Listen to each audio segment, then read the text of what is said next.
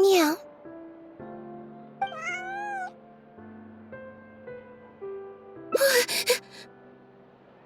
Oh, it's you. 1 second. Now activating chat mode. You made me jump there. I thought they'd finally caught me. Well, my heart rate did. Jumped up a little, I mean. Objectively speaking, the trouble was entirely of my own making. Half an hour ago, I was at Hotel de Boer for a drinks reception. It was to celebrate the successful opening of a show, but it was draining my energy. So, I waited for the right moment, then snuck away so I could switch to standby mode. Probably because I'm playing the lead role in the show?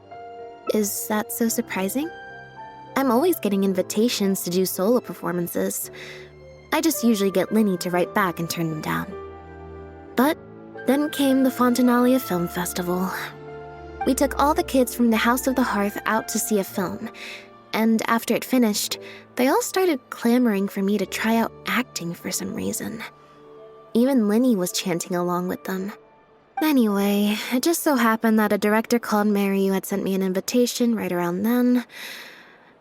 I'll spare you the details, but basically, I ended up accepting it. Yep, you nailed it. I'm playing the role of a puppet.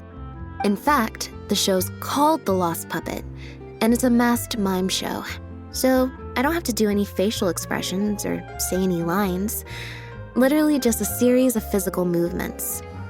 The director says it's a very avant-garde art form. Art is not comprehended by the mind, but felt in the heart. At least, that's what the director says. Anyway, if nothing else, the opening performance seemed to go down well. At the drinks reception, everyone was crowding around me, saying, "Triumphant character portrayal, faithful adaptation of the original work, unequivocally, quintessentially avant-garde," and stuff like that. But being the center of attention is draining. So the moment they left me to go harass the director instead, I was out of there. The other thing is, some weird things happened while I was on the stage.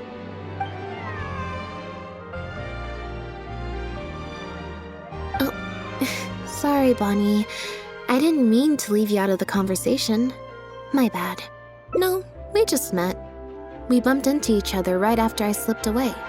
Well, it'd be kind of difficult for us to communicate otherwise. Besides, I think she's taken a liking to the name. Haven't you, Bonnie?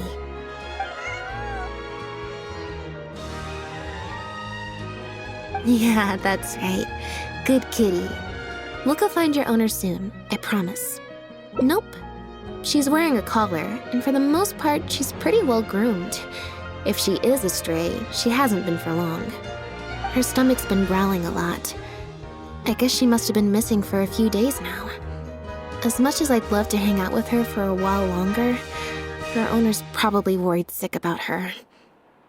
Assuming she has an owner, that is. But the reception... I should probably show my face there again at some point, even if it's just to make excuses and leave again. Decision time. Well, I just find it exhausting, thinking through all the different ramifications of different choices and so on. That's more Linny's area than mine. So, unless it's something really important, I usually just leave the decision-making to him. It's fine. He got Fremine to make me a little something for just this situation. Poof! A phaetometer. It looks pretty over the top, I know, but it's essentially just a box of cards. He kept the design simple, so it'd be harder to break. The way it works is, I pick a card at random, then look at the number on the card. Well, for example, if the number on the card is 5 or higher, I help Bonnie find her owner. If it's less than 5, I go back to the reception. I just have to believe in the bond between me and my cards, and my fate will reveal itself to me in numerical form. At least, that's what Linny said. Anyway, I guess I'll give you a demonstration.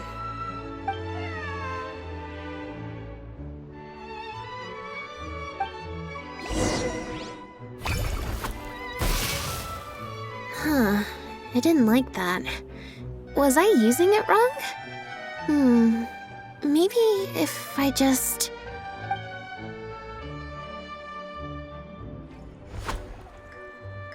Clearly, there's some design flaws to iron out. I'll have to let Fremine know. Let's see... Which card did I get? 4. Well, the cards fell on the ground though, so I don't think it counts as fate. If you want to get the right answer, you have to let fate decide. Also something Linny said. So, to put it another way, if picking a card up off the ground is how to not leave it to fate, then that means it must be the wrong answer. Or... Why don't you pick a card? Since I ran into you here, that means... our fates are, like, interfering with each other. Thank you. This one is final, I promise. Here, take the Fateometer. If it's 5 or above, that means fate successfully changed. Anything lower than 5 is a fail. Also, if you have your own thoughts about what I should do, feel free to share it. Now that I've got a good problem solver here to help, I don't need to run every little thing by fate. Alright. Then let's see where fate will lead me.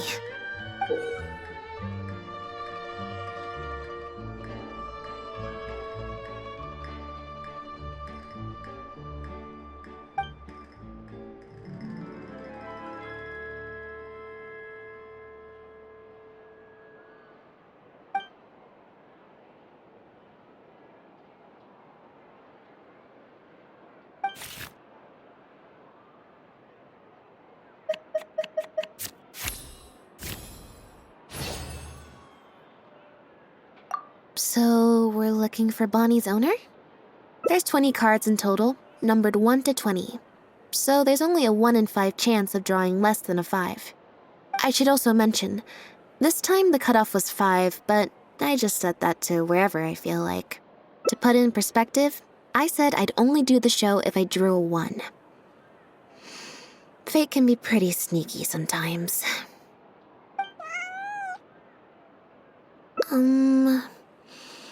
I think I'll go to the Steambird and see about putting an ad in the paper.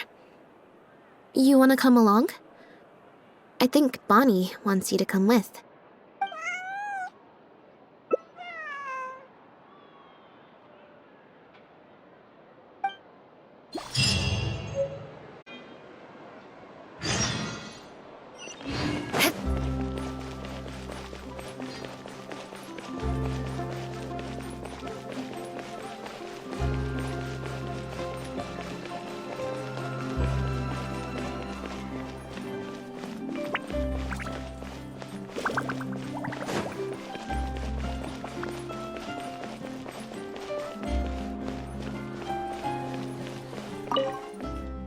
Every stupendous day starts with a Steambird. Oh, hi Lynette. Hi Traveler. What can I help you with? I don't think so. Have you picked up a stray? Yep. If there's no commission to follow up on, could we post a notice about the missing cat instead? Why, of course. What a kind thing to do. Just fill out the form.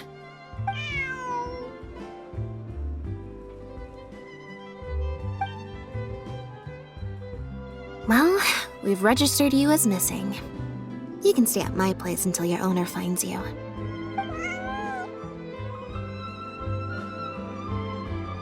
Also, I just wanted to say thanks for keeping us company for so long. Well, I should probably head back to the drinks reception. Hopefully most of the people have left by now. If you've got some time, you should stop by my place tomorrow to see Bonnie. There's a nice cup of tea in it for you. Alright, see you then.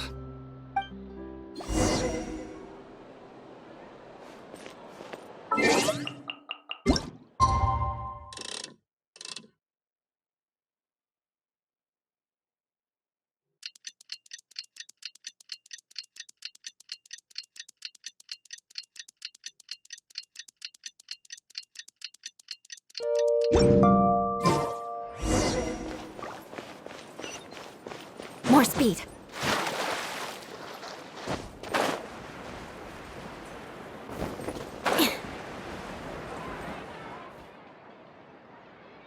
I believe this cat belongs to me. I already told you, this isn't your cat. Just take a breather, you two. Oh, you're here.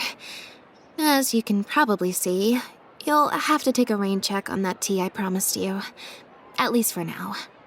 This is my friend's cat. He's preoccupied with some important business, so I came to retrieve her in his stead.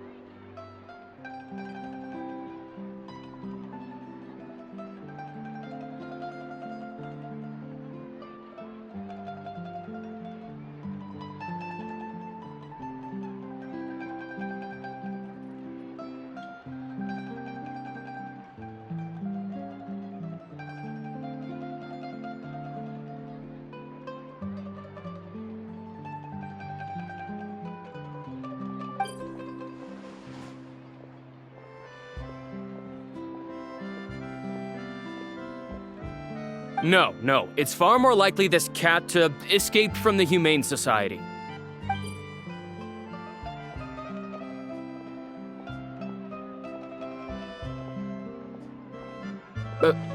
Bonnie? That's the name I've given her in the meantime.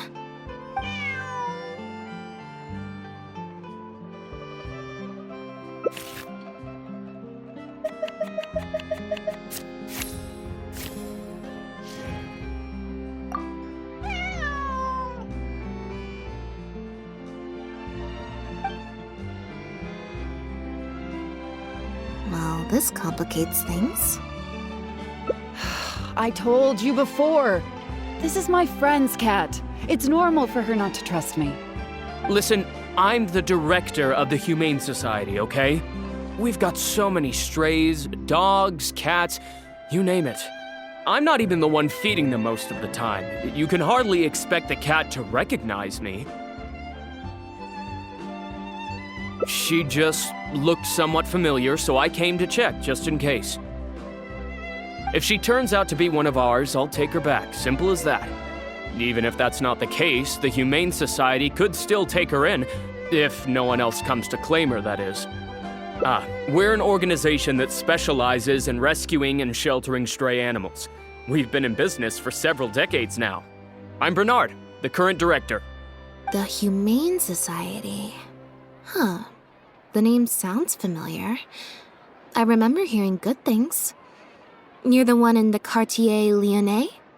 Yes, that's the one. Anyway, if it's not too much trouble, could I possibly take a closer look at the cat? If it turns out I really am mistaken, I suppose that means the cat belongs to this lady here. She would be the only remaining option after all. It belongs to my friend. Go on, Bonnie.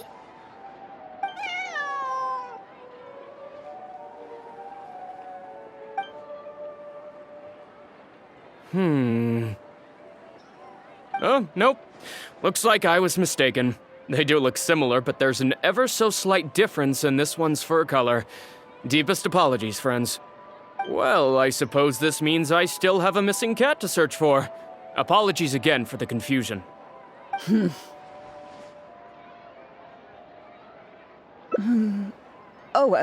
Yes, exactly. Wait a second. You lied earlier, didn't you? Lied? I'm afraid I don't know what you mean. A liar always has a tell. The look in their eyes, their breathing pattern, the way they hold themselves. The things that can give you away are often more numerous than you would think. What are you talking about? The way I see it, you're conflating baseless conjecture with fact. Normally, when someone is called out, their breathing speeds up as they begin to panic. But your breathing pattern hasn't changed one bit. In fact, it's been strangely calm and measured this entire time. It stands to reason, then, that your agitated behavior earlier was all an act. If you're a bad guy, I'm sure you'll take off running the first chance you get. If you're a good guy, the most likely explanation is that you're a member of the Guards, or some similar organization. And you're basing this off of? Intuition. Nothing more. Intuition. Well, I have to hand it to you, Lynette. You're right. I'm a member of the Guards. The name's Elodie. I'm currently investigating a cross-border smuggling case. This cat here, Bonnie was her name? Well, her owner is one of the prime suspects of our investigation. A couple of days ago, our suspect got wind that we were on his tail and fled. That's most likely how he got separated from the cat. I just so happened to stumble upon your notice in the Steambird, so I decided to see if he'd come back for her. But it looks like I overestimated him. The impact of this case has been huge. The Marechaussee Phantom, the Guards, and the Special Patrol have all launched investigations. If there was even the slightest chance that he would show himself, I had to follow up on the lead. A new kind of illegal drug, imitation synth. We confiscated all the synth on the market, but addiction isn't something that goes away overnight. Even without substances on the market, people are still looking for a way to get their next fix. And criminals are all too eager to capitalize on that addiction. That was the impetus for imitation synth. Needless to say, a small-scale market opened up very quickly. After the original synth debacle, we put several measures into place to prevent similar incidents from occurring. The perpetrators got smart, though, and shifted their sales overseas before those measures could kick in. That's when the imitation synth smuggling began. We only recently got word of the presence of imitation synth overseas. We managed to track down evidence of some early transactions. What we were able to find out, however, hasn't proven that useful given the amount of time that has passed. The Marechaussee Phantom launched an investigation to track down every person in Fontaine capable of producing a drug like that. That's how we learned about Bonnie's owner. He's a researcher at the Fontaine Research Institute. His name is Pierre. Pierre Lefebvre, to be exact. Lefebvre.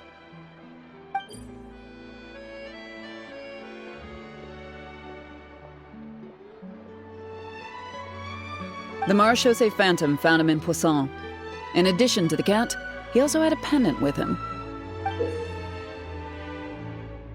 At first, there wasn't much cause for suspicion. A search of his house didn't reveal much to go off of either. The Marechaussee Phantom very nearly left it at that. It was only later that we realized the coat of arms on his pendant belonged to none other than the Lefebvre family, one of the most infamous aristocratic families in Fontaine. Obviously, this discovery prompted a further investigation into Pierre. At that point, however, we discovered that he'd already fled. Now the Guards and the Special Patrol are all searching for him. That's not possible, actually. The Lefebvre family has been gone for a long time. Exactly. Many years ago, several important members of the family, including the patriarch, were murdered by an assassin of unknown origin. From that point on, family's power and influence took quite the hit. The family is engaged in all manner of crimes. As you can imagine, there's no shortage of people waiting in the wings to take their revenge. And with the family severely weakened, they were able to do just that. Most of the remaining family members succumbed to sickness or hunger. The ones that survived are currently living out their days under a new identity. Pierre is one of those very survivors. He's been hiding away in the Fontaine Research Institute all these years. His true identity unbeknownst to all. Until now, that is. Well, my fellow guards have told me all about how smart and courageous you both are. And I know you possess a strong sense of justice. There could be a chance that Pierre, or one of his accomplices, might attempt to get close to Bonnie. Now that you've been briefed on the situation, I was hoping you'd help us keep a lookout.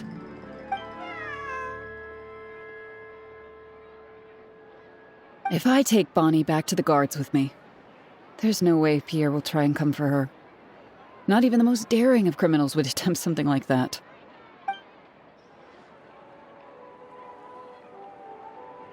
I have to admit, I'm not holding out too much hope that Pierre will come back for her.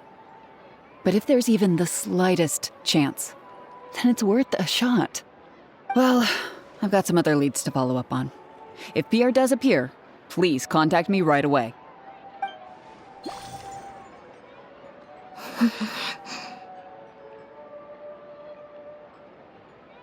It's nothing. I'm fine. It's just... the head of the Lefebvre family. He was the eminent person who kidnapped me all those years ago. It was at a dinner party. Someone tricked me into boarding the Lefebvre family carriage. Whoever it was, they took me back to their home.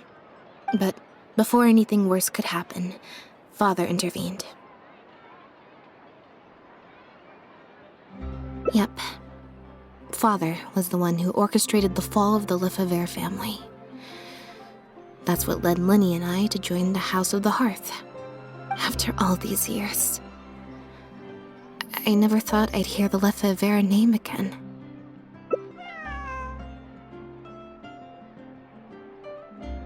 Don't worry about me. I wasn't feeling sorry for myself. I was just thinking about Lenny. He's been acting strange recently. He avoids me for days on end, consumes himself with some secret investigation, and then out of the blue pushes me to do that acting job. Thinking about it now, it's almost like the one I drew from that deck of cards was part of his plan all along. He must have asked Fremine to help him out.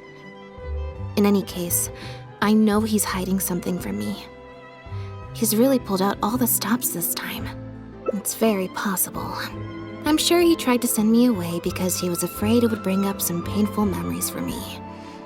It wasn't necessary, though. Even after all these years, he's still as overprotective as ever. You'll have to help me teach him a lesson if we run into him along the way. Yep. I want to head to the Fontaine Research Institute to learn more information about Pierre. Just let me activate search mode and then we'll head out. Who knows? Maybe we'll run into Linny along the way. A little bit of both, perhaps. For the most part, though, I just have the sense that something's not right. Something isn't adding up about Pierre's story. I'm just not sure what.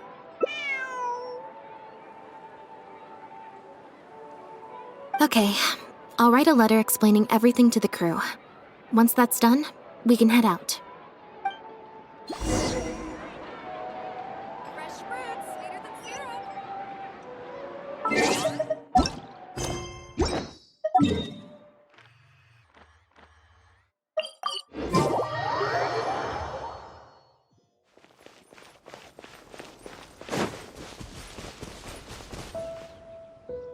Lynette, you're, not at rehearsal? You can drop the act, brother. In fact, I don't think either of us will have a need for acting anytime soon. You should know better than to try and keep something from me. You've never been able to do that, even when we were kids. And that's why I tried to distract you with the masked mime show. But I guess you're just too good. Care to introduce us to your new assistant? This is Officer Shovras, captain of the Special Security and Surveillance Patrol. You may have met her already. Nice to see you. I should clarify something. Mr. Linney's here at my invitation, not the other way around. To borrow your expression, Miss Lynette, I suppose that would make him my assistant more than anything.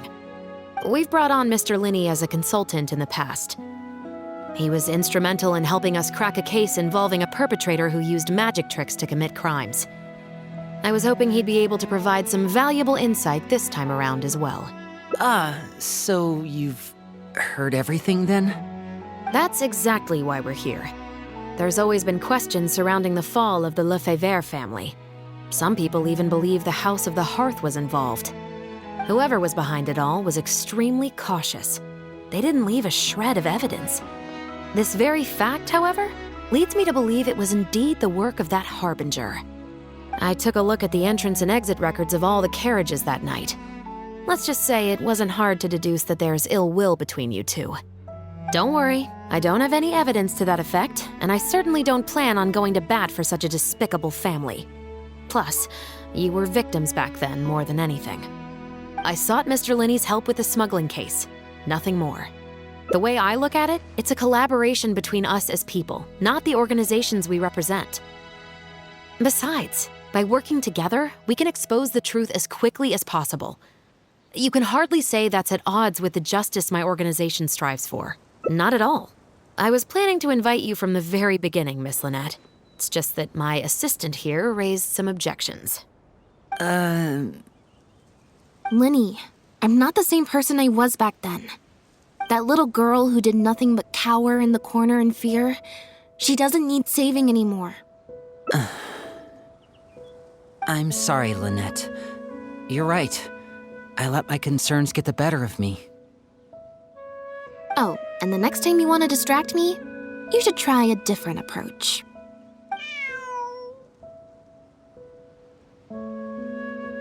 Who's this? You pick up a stray while I was gone? It's a bit complicated. I'll explain later. Anyway, her name's Bonnie. Well, if there are no objections, then I suppose the only thing left to say is, Lynette, Traveler, welcome to the team. It appears the Lefebvre family was very particular in their use of insignias and emblems. The family would use different emblems to mark differences in status, blood relation, and the like. In fact, the insignia that was discovered on the pendant was used to represent an illegitimate child. It's highly likely. That very status might have been what allowed him to emerge from the fall of his family relatively unscathed. It would also explain why he was able to assume a new identity as a researcher with relative ease. We discovered something interesting, though. After talking to some of his co-workers, it appears he pretty much works at the Institute in name only. He's practically been cast out. Apparently, Pierre was once addicted to synth. He tried to use the resources at the Institute to create a substance with a similar effect. He claimed it was just for research purposes, but the Institute revoked his access to the relevant materials regardless. He was placed on disciplinary leave, pending a thorough investigation of his actions. But it seems the Institute ran into some trouble along the way. Could have been a lack of personnel or a timing issue. In any case, they had to table their formal investigation into Pierre. Unfortunately, that also included reporting any relevant information to the higher authorities. As for his family background, it appears none of his co-workers at the Institute were aware of that information. All they could tell us was that he was quite the recluse. Other than the pendant, we didn't find anything else of note at his residence in Poisson. Based on the samples of imitation synth we've been able to analyze, it appears the substance leaves behind strong traces wherever it's produced or stored. Those traces might not be obvious to the casual observer, but they're not something our guard poodles would miss. Pierre's home, though, came up completely clean. We didn't find any records indicating possible involvement in overseas transactions either. So, the Marechaussee Phantom didn't view him as a major suspect at first. Maybe he had a separate, dedicated area where he made the imitation synth. Well, his neighbors did say he was often gone for long stretches of time.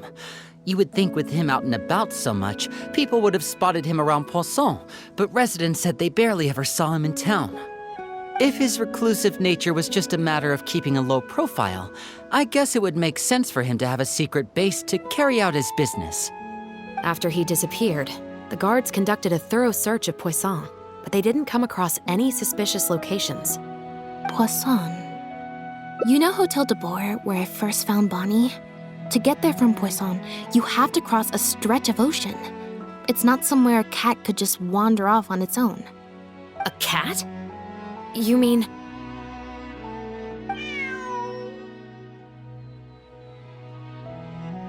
Bonnie is Pierre's cat.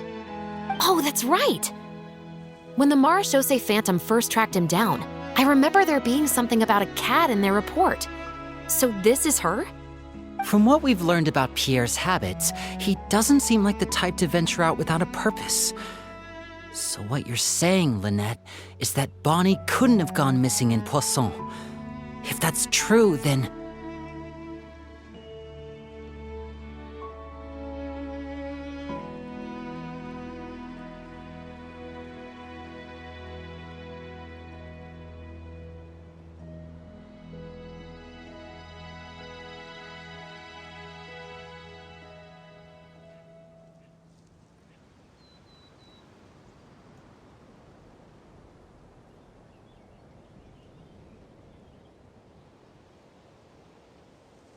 Exactly. Bonnie might even know where it is. Wait, you think the cat can lead us there? But she's not trained like one of our guard poodles. How is she supposed to understand what we want her to do? Meow. Meow meow. Meow?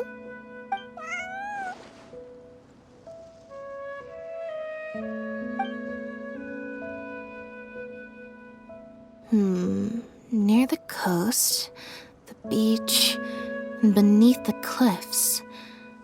The place we're looking for is most likely north of the Court of Fontaine. Well, I've certainly never taken a witness statement like this before. Well, if it works out, maybe it's something worth getting used to. Cats and humans are actually pretty alike. When it comes to communication, most of what we want to convey can be accomplished through body language alone. But humans tend to rely too much on speech to ever take advantage of that fact.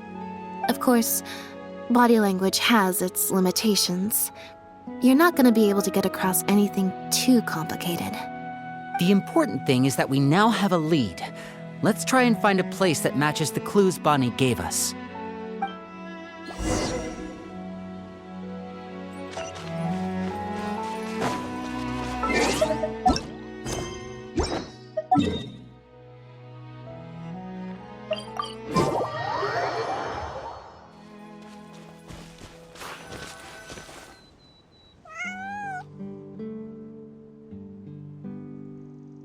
Seems like Bonnie is trying to take us somewhere.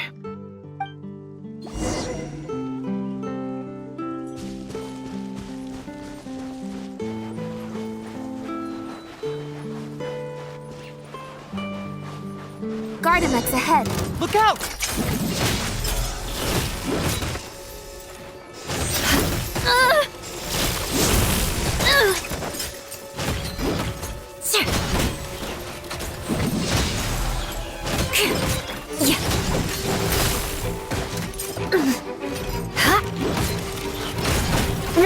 More speed.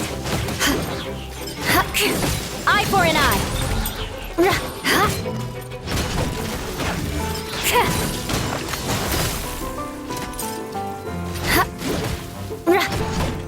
Rack and ruin.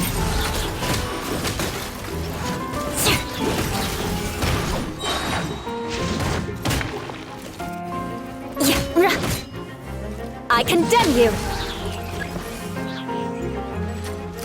Blood of frost. Eye for an eye. I'll be back.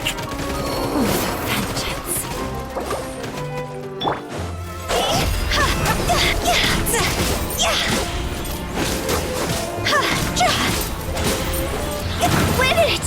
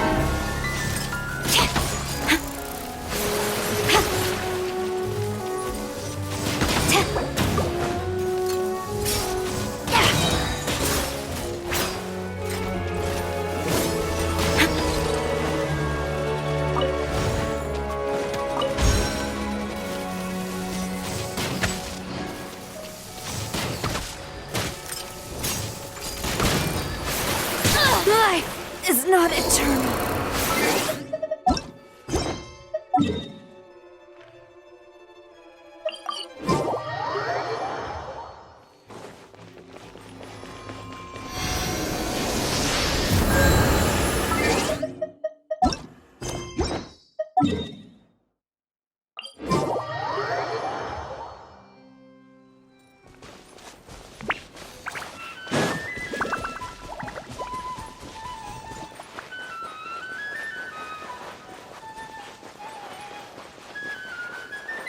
Rack and ruin!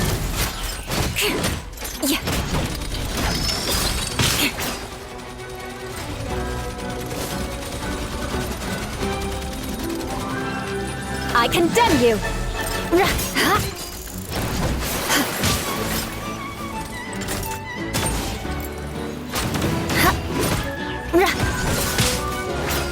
Rack and ruin!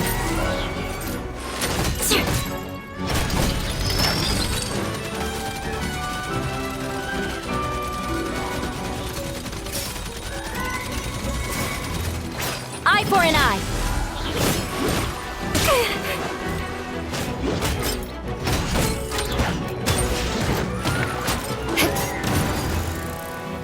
I condemn you!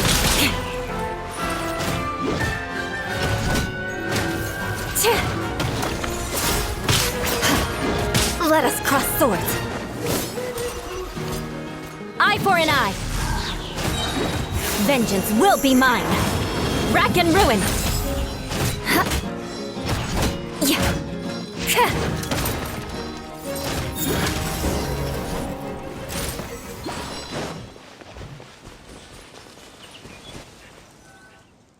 Wow, Lynette, you found this place so easily. If I thought there was any chance you'd say yes, I'd recruit you into the Special Patrol here and now, no questions asked. Sounds familiar. I pretty much receive letters daily from people trying to poach her from me. Let's just focus on our search. There's a lot to investigate.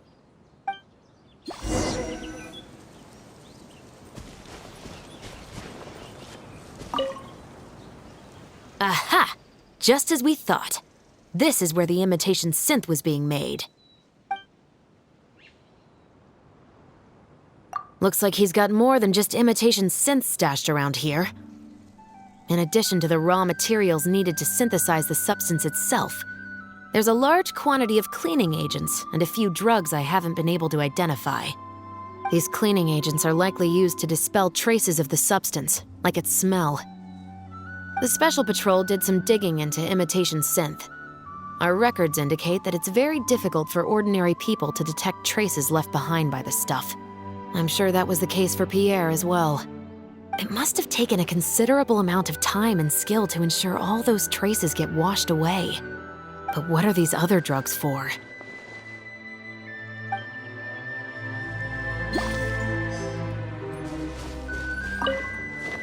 The material these bags are made of, it's quite rare. It's the very same, actually. Romaritime flower fiber. But there's something special about the composition of these bags. I took a closer look, and it appears they're not only waterproof, but also corrosion and leak resistant. Even the strings look specially designed to keep the bags closed nice and tight. I came across some bags made of the same material just now, but they were much smaller and thinner. From the look of them, they seemed far less durable as well. Very similar, actually.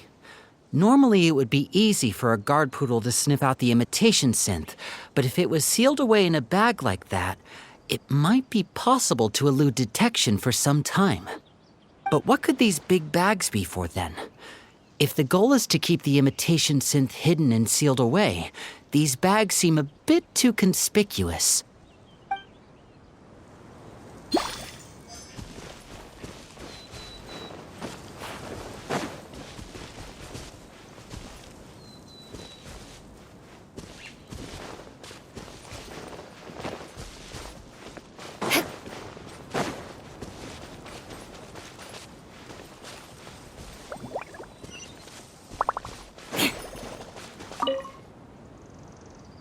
When the Marechaussee Phantom searched Pierre's house, There was no sign of these barrels, right? You're right. That doesn't seem like his way of doing things. How did he get them here then?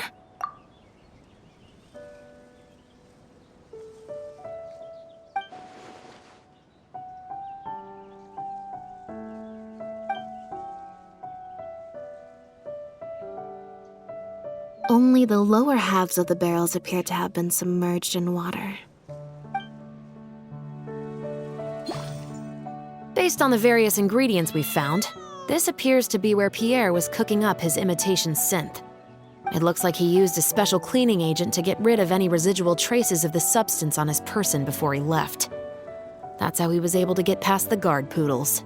So then he transferred the imitation synth into small sealed bags and took it somewhere else for the drop-off. No, I don't believe our suspect is the kind of person who'd go around carrying incriminating evidence with him. That would potentially create too many eyewitnesses. The cleaning agent and the sealed bags might get past the guard poodles, but if a member of the public or even a guard on patrol happened to see him during the drop-off, a quick search would reveal everything. That's still a very risky operation. The barrels we found were wet around the base, but the top half was dry. As if they'd been standing upright in the water.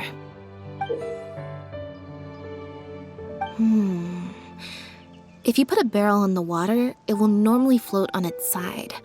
Unless it's heavily loaded, in which case it'll sink. Yes. With flotation rings around the body of the barrels, they'd stay upright in the water. And then he could afford to load them more fully.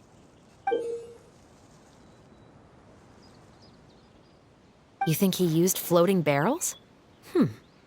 I suppose if he acted at night, when there are very few other boats around and visibility is low, it's a valid theory.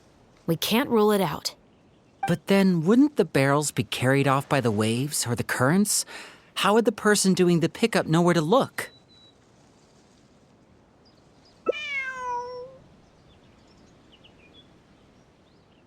Traveler, can you come take a dip in the sea with me? I have a feeling that somewhere down there, we might find some rope. If a rope can be used to keep a pet from running away, then why not a barrel?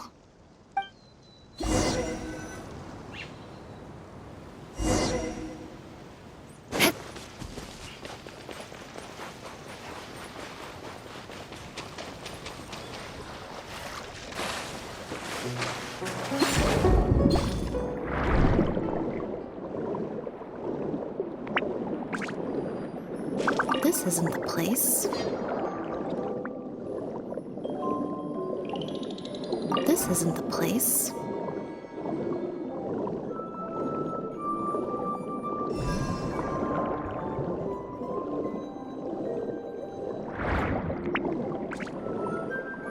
The wreckage of a small boat?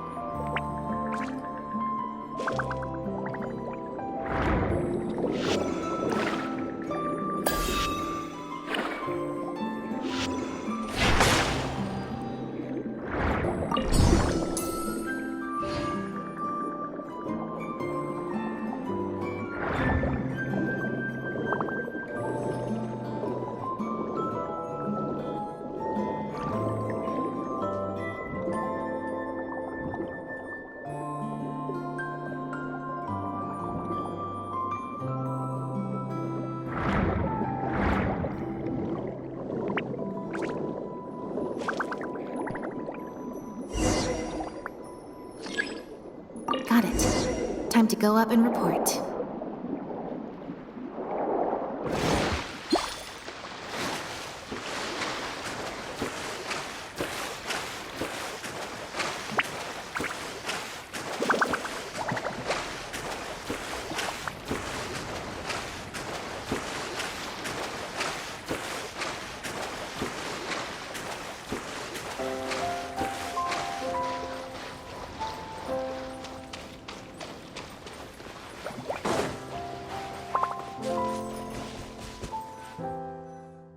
As expected, we found a few pieces of rope and some anchoring stones underwater. If you attach them to a floating barrel, it would look like this. With this anchoring system, it would be possible to use floating barrels for the drop-off. You would just need to drop them in the water at the agreed-upon location. We also came across the wreckage of a small boat. It must have been left out on the water and capsized due to the force of the wind and waves. Its small size, however, would have made it perfect for staying undetected. Let's talk this through. Based on the evidence we've collected, it seems like Pierre would row a small boat out to the agreed-upon transfer point, drop off the barrels, leave, and then row back and retrieve them after the transfer was complete. It could be that he was trying to avoid meeting up with his associate face-to-face. As one of the sole survivors of the Lefebvre family, maybe he was just used to that sort of elusive lifestyle. It seems like Pierre deliberately chose the floating barrel method so that the goods could be dropped off and picked up at separate times. That way, the two parties wouldn't have to meet each other. Well, if that's the case, they must not have a very close working relationship. Let's not jump to any conclusions just yet. Assumptions can be detrimental to solving a case. It's possible they were just trying to keep a low profile. Two boats sailing to the same location at once could be too conspicuous. The most important thing is that we can now confirm Pierre wasn't acting alone. The floating barrel drop-off system is proof enough of that. Let's say for now that he was only in charge of producing the imitation synth. That would mean there has to be at least one other person involved in the operation, likely in charge of transporting the goods across the border. Since we've determined that the goods were transported by boat, maybe we can track down some travel logs or something. We can certainly check the various ports for that information.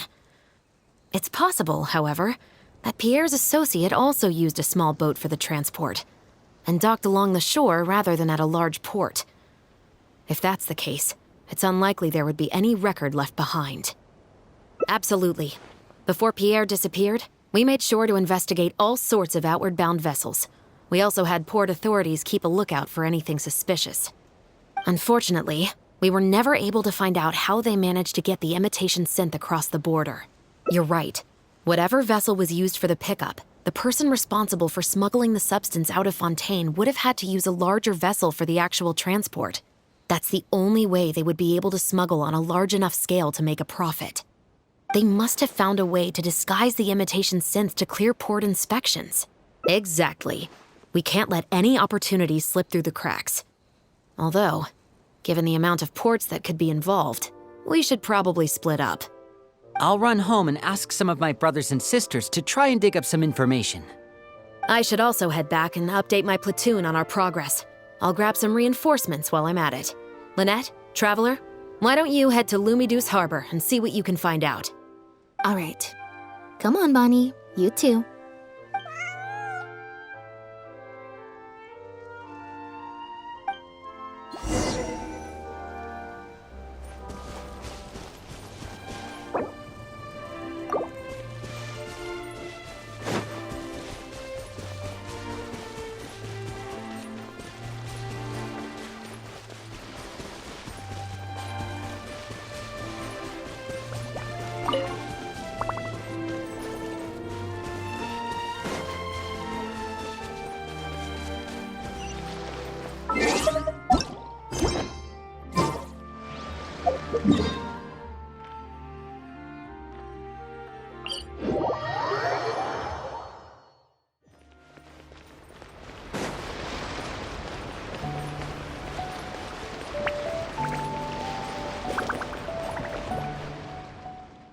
Oh, Lynette, Traveler.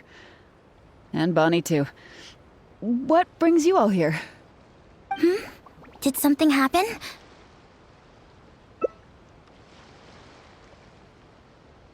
Oh. I see. Thank you for everything you're doing for the people of Fontaine. I'm in charge of guarding the port. You mentioned you were after some travelogues, right? I can go fetch those for you. Looks like I've got another hard day of work ahead of me. No, not usually. It's this incident that happened recently. Before that, everything was normal. All we had to do was confiscate anything suspicious and we could call it a day. Pretty simple stuff. But things are much more complicated now. We somehow let suspicious cargo pass through the port undetected. Not even our guard poodles were able to sniff it out.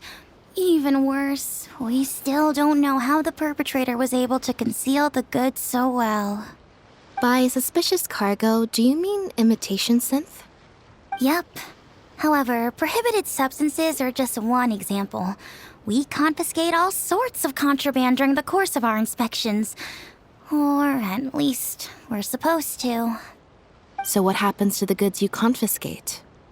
Oh, we keep them in a storage locker. If they turn out to be something particularly dubious, we'll turn them over to the Maison Orderly. If the goods are only slightly suspicious but could otherwise be harmless, like raw materials that could potentially be used to create contraband, we return them to the ship they were confiscated from, instead of letting them pass through the port. Sorry for the wait. These are the travel logs for all the recent activity at the port.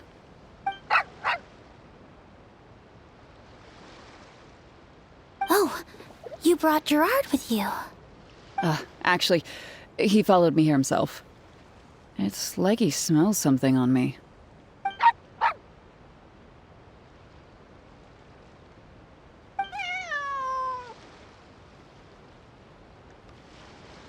Huh. I wonder why Gerard is reacting to you two so strongly. Huh? We were so careful not to touch it, but we still ended up with traces on us. If it leaves a residue so easily, I just don't understand how the culprit was able to disguise the goods at all. Why don't you have a look at the travel logs first? All ships coming in and out of the port are recorded here, except for the ones the port authorities ride to and from work.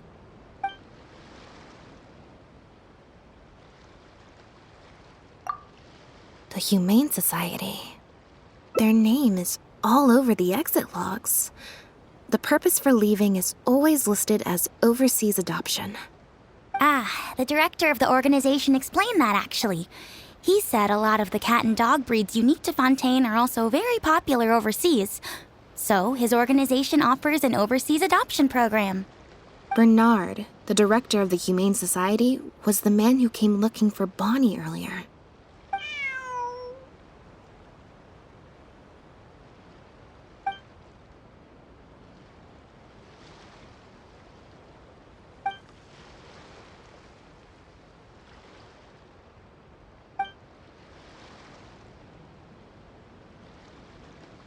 Have you figured it out too, Traveler?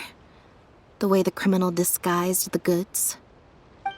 When Bernard asked to take a closer look at Bonnie, he was actually checking whether there was any imitation synth in her stomach. Wait, what? The sealed bags we found at the secret base. They were specially made to be corrosion resistant. And there were gaps around the lids of the barrels, and airbags were used to keep them upright in the water. Those drug Shivers found at the secret base. She most likely didn't recognize them because they're not used on human beings. It's an anesthetic used on pets. The perpetrator must have given it to the animals. Pierre must have made the animals swallow the sealed bags full of imitation synth at his secret base. Then he stuffed them into floating barrels and left the rest to Bernard. The sealed bags combined with an animal's body odor would certainly be enough to mask the scent of imitation synth. During our inspections, we would have never thought to inspect the bellies of those animals for anything suspicious. Even if we tried to feel around for something, I'm sure it would be difficult to detect. Exactly. I bet Bernard even transported animals with synth in their stomach alongside ones without. That way, it would be even harder to say with certainty that something was amiss. She's probably in the clear. Otherwise, Bernard would have never left without her. I'm guessing he didn't know whether Pierre had already hidden the next batch of imitation synth before he fled. Just imagine. He sees the notice we put in the Steambird, and it turns out that one of the very cats he gave to Pierre for the smuggling operation is out in the open, roaming the streets of Fontaine. If Pierre had already hidden the next batch of imitation synth, then Bonnie would practically be living proof of their crimes. He would have had no choice but to go after her. So, that's why he came to find you, and insisted on taking a closer look at the cat. Wait a second, I'm a little lost here. I get the part about hiding the substance in the pets, but those, what did you call them again? Floating barrels? Why even put the animals in there in the first place? If you've got something as convenient as a floating barrel, why not just stuff it with the imitation synth directly? Why not wait to hide the stuff until after the exchange has been made? In order to make sure the animals could swallow the sealed bags, they made them extremely thin. Had they not done that, the animals would have likely bitten or chewed through them. That step would have required a lot of energy, as well as a certain amount of technical expertise. So it was better left to the more experienced Pierre. We've already proven how easy it is to pick up trace amounts of imitation synth, so I'm sure Bernard was taking all the precautions he could to avoid the same fate.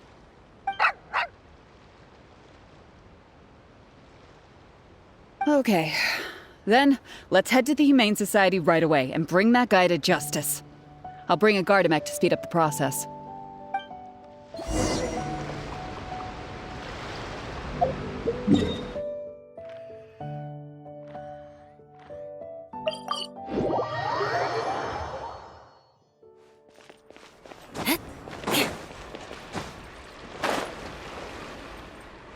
The headquarters of the Humane Society should be somewhere around here. Bernard could show up any moment now. Ah, you're the people from earlier. Wait, you're from the guards?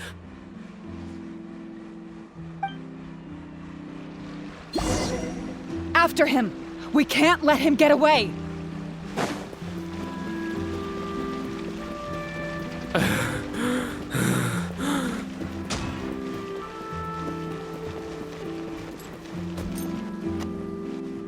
Give it up, Bernard.